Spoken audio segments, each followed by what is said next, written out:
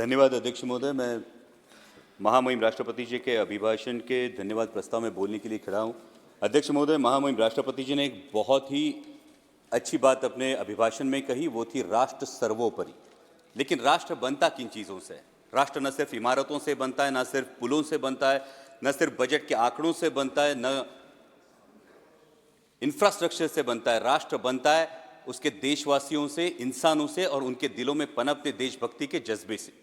और इन देशवासियों की परिस्थिति क्या है? हर देशवासी चाहता है अध्यक्ष महोदय कि वो एक भयमुक्त वातावरण में अपना जीवन व्यतीत करे, लेकिन मेरे चुनाव क्षेत्र में ऐसी परिस्थिति नहीं है। नेशनल वाइल्ड लाइफ सर्वे का अगर हम रिपोर्ट देखे थे, उसके अनुसार मेरे चुनाव क्षेत्र में 400 से 500 लेपर्ड्स का अधिवास है। और मेरे चुनाव क्षेत्र में दिन में 3 फेज लाइट नहीं होती, इसलिए रात में खेत को पानी देने के लिए जाना पड़ता है और आए दिन किसी न किसी पर लेपर्ड का हमला होता है। आज तक 18,000 मवेशियों का नुकसान हुआ है।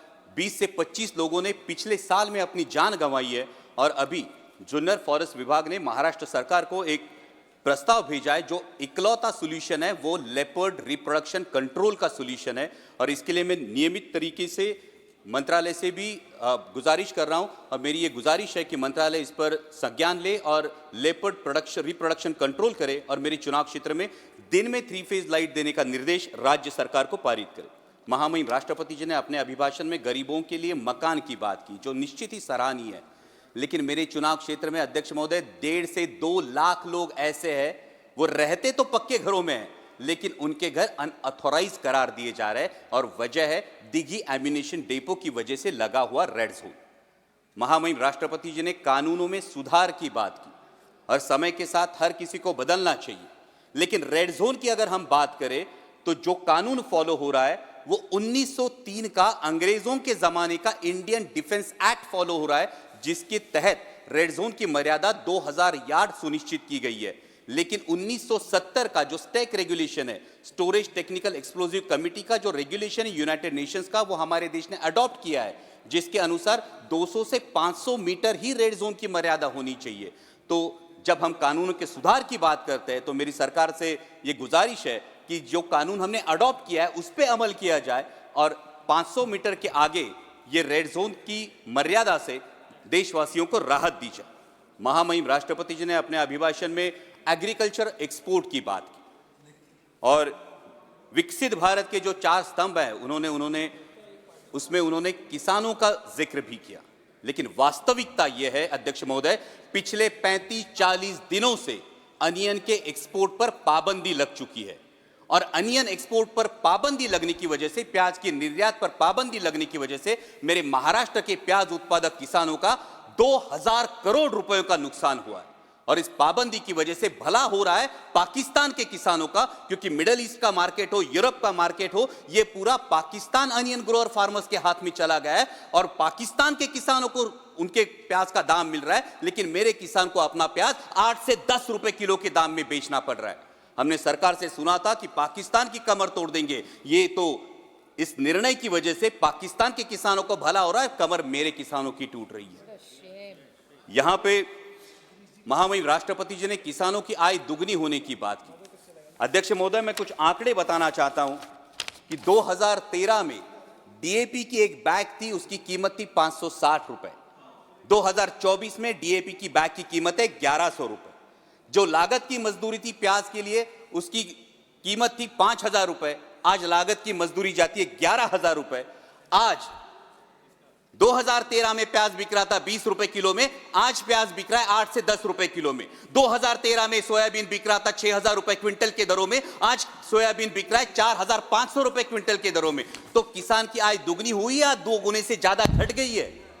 जब हम विकसित भारत का एक स्तंभ किसानों को मानते हैं तो ये मैं कहना चाहूंगा कि जब विकसित भारत की यात्रा होती है, दिल्ली में ठंड बहुत है, किसी को बताना नहीं पड़ता ठंड बहुत है, हम महसूस करते हैं ठंड बहुत है। तो जब विकसित भारत है तो ये बताना क्यों पड़ता है? मेरा किसान ये महसूस क्यों नहीं कर पाता कि ये विकसित भारत है, मेरी आय दुगनी हुई है? और ये मेरी दरख्वास्त है कि किसानों के बारे में गंभीरतापूर्वक ये विचार किया जाए, क्योंकि अगर उगाने वाला उगाएगा नहीं तो खाने वाला खाएगा क्या, ये सवाल बनता है। अंत में महामहिम राष्ट्रपति जी ने राम मंदिर के निर्माण की बात की और मर्यादा पुरुषोत्तम प्रभु श्री राम हमारे राम लल्ला जो विराजमान हुए, उसके लिए मैं समूचे देश का अभिनंदन करता हूं और उसी के बारे में कुछ पंक्तियां कहकर मैं अपनी वाणी को विराम दूंगा। अध्यक्ष महोदय, जब राम लल्ला की प्राण प्रतिष्ठा की बात आई तो किसी ने कहा बिना कलश के प्राण प्रतिष्ठा कैसे होगी, किसी ने कहा बिना कलश के प्राण प्रतिष्ठा कैसे होगी, किसी ने कहा जब चुनाव ही प्राण हो तो सोचो कौन सी प्रतिष्ठा दांव पे लगी होगी। लोग तो कुछ कहेंगे, लोगों का काम है कहना, आप जन की बात मत सुनना, सिर्फ मन की बात करना। फिर भी खुश थे हम, फिर भी खुश थे हम। 500 साल का सपना जो पूरा हो रहा था, हमारे अंदर का हिंदू भी पूरी तरह से जाग गया था। तो चल पड़े अयोध्या की ओर, राम लल्ला की दर्शन की आस लगाए। चल पड़े अयोध्या की ओर, राम लल्ला के दर्शन की आस लगाए। जो सामने नजारा देखा वो देखकर दंग रह गए। वो 3 मंजिलें, 400 खंबे, 32 सीढ़ियां, जय श्री राम का नारा लगाते हुए हम सीढ़ियां चढ़ने लगे। राम लल्ला से क्या गुहार लगाए ये सोचने लगे। पहली सीढ़ी पर याद आई महंगाई, पहली सीढ़ी पर याद आई महंगाई, दूसरी पर देश में बढ़ती बेरोजगारी, तीसरी पर पत्रकारिता की चरण चुंबकता, चौथी पर सेंट्रल एजेंसीज की संदिग्ध भूमिका। हर सीढ़ी पर कुछ न कुछ याद आ रहा था, हर सीढ़ी पर कुछ न कुछ याद आ रहा था। कहीं 15 लाख का जुमला, कहीं किसानों का आक्रोश था, कहीं महिला कुश्तीगिरों की वेदना थी, कहीं सालाना 2 करोड़ रोजगारों का वादा था, कहीं बढ़ती सांप्रदायिकता थी, तो कहीं चुनिंदा पूंजीपतियों पर मेहरबान हमारी सरकार का चेहरा था। इस वास्तविकता ने झंझोड़ने के बाद, इस वास्तविकता ने झंझोड़ने के बाद भी हम अंधभक्तों की तरह चलते गए। होश तो तब संभाला जब राम लल्ला के दर्शन हुए। हमें नतमस्तक देख राम लल्ला मुस्कुराते हुए बोले, हमें नतमस्तक देख राम लल्ला मुस्कुराते हुए बोले, मैं कल भी था, आज भी हूं, कल भी रहूंगा। जितना इस मंदिर में हूं उतना ही तुम्हारे मन में रहूंगा।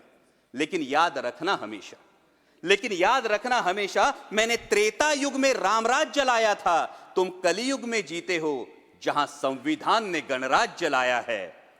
धर्म समाज का किनारा जरूर है, धर्म समाज का किनारा जरूर है, लेकिन देश एक बहती धारा है। किनारे को धारा के बीच में लाया तो प्रवाह अड़ जाता है, प्रगति के पथ से हट जाता है। इसलिए धर्म का ठेकेदार नहीं, पहरेदार बनना चाहिए। इसलिए धर्म का ठेकेदार नहीं, पहरेदार बनना चाहिए। तुम रहो न रहो, वो रहे न रहे, ये देश रहना चाहिए, देश का संविधान रहना चाहिए, देश का लोकतंत्र रहना चाहिए, ये देश रहना चाहिए। जय हिंद, धन्यवाद। धन्यवाद, धन्यवाद। Next speaker Shri